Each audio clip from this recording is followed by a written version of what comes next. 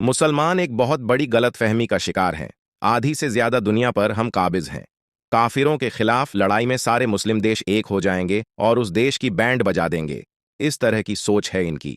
पाकिस्तान के आह्वान पर कितने मुस्लिम देश भारत के खिलाफ आए?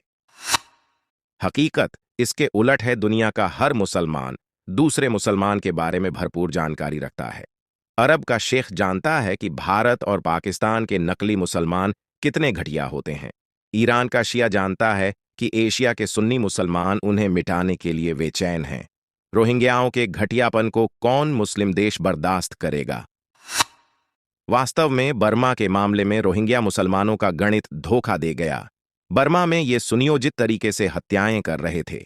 अकेले किसी बौद्ध को देखकर चुपके से आक्रमण कर मारकर जमीन में गाड़ देना। अकेले को मारने का लाभ ये मिलता था कि कोई गवाह होता ही नहीं था। कानून सजा किसको देगा?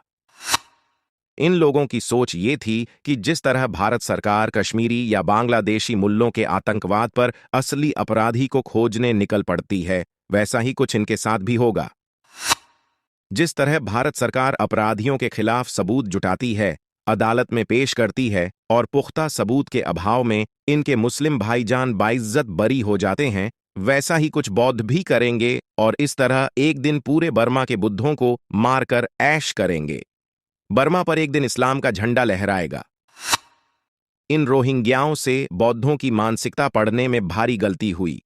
बौद्ध अपराधियों को खोजने के चक्कर में पड़े ही नहीं, सेना के लोग और बौद्धों ने स्वयं हथियार उठाकर इनका सामूहिक नरसंहार प्रारंभ कर दिया और ऐसी मार लगाई कि सीमा पार भागकर ही रोहिंग्याओं की जान बची।